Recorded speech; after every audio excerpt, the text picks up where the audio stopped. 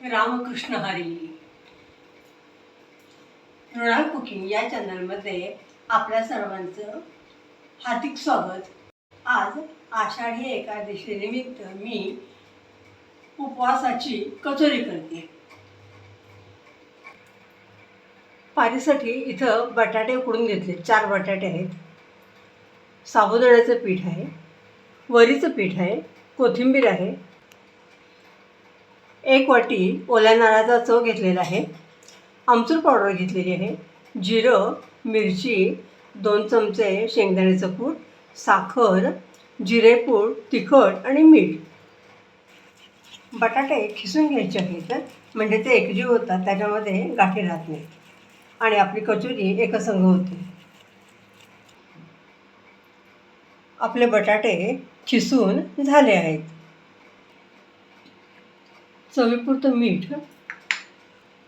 जिरेपूड, लाल तिखट थोडंसं चवीपुरतं, 2 चमचे वरीचं पीठ आणि 2 चमचे साबुदाण्याचं पीठ.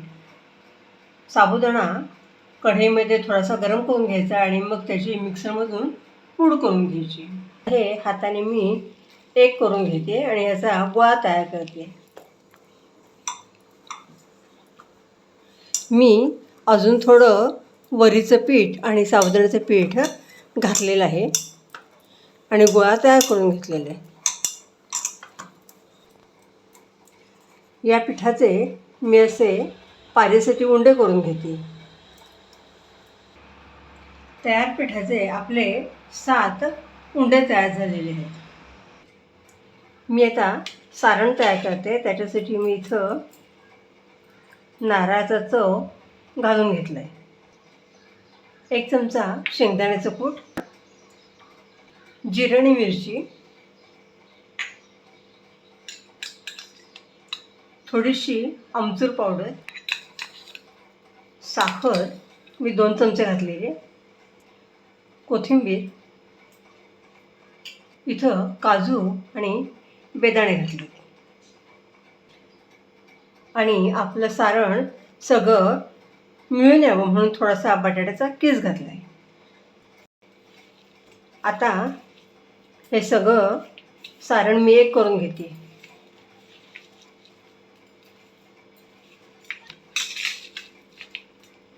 हे बघा, आता सगळं अगदी एकत्र झाले, एकजीव झालेले.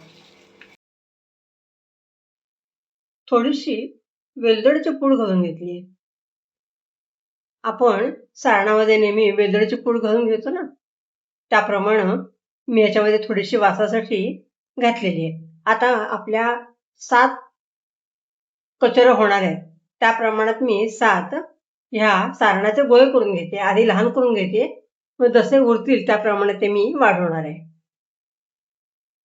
मी सारणाचे 5 गोळे तयार करून घेतले. सारण कमी पडले त्यामुळे मी 5च कचोऱ्या करणार आहे. मी एक कचोरी आधी करून बघितली ती आणि ती वेगळत नाही आहे ना हे बघण्यासाठी एक करून घेतली. बघा कशी छान झाली. आता मी बाकीच्या करून घेते. हाताला थोडंसं पीठ लावून घेतले. गोळा त्याच्यावर जरा असा फिरवून घेते, थोडासा चपटा करते आणि उंडा करते, वाटी करून घेते. आपल्याला जास्त मोठं काय करायचं नाही आहे. ह्याच्यामध्ये यामध्ये सारणाचा गोळा मी घालून घेतलाय.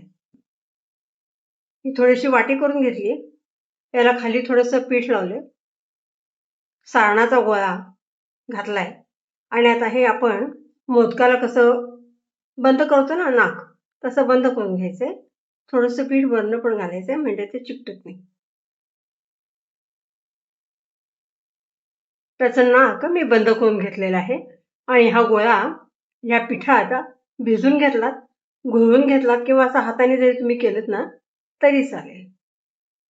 हे बघा, अशी कचोरी तयार झाली आहे. मी आता ती हळूच तोडते. अशाच मी बाकीच्या 3 कचोऱ्या करून घेते आहे.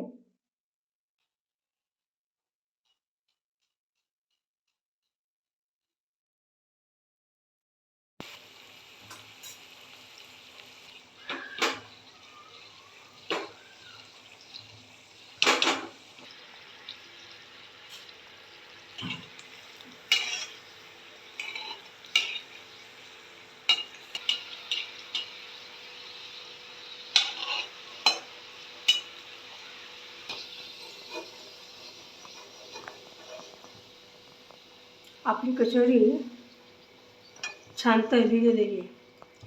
मी आता गॅस बंद करून घेते आहे आणि कचोऱ्यांचं प्लेटिंग करते.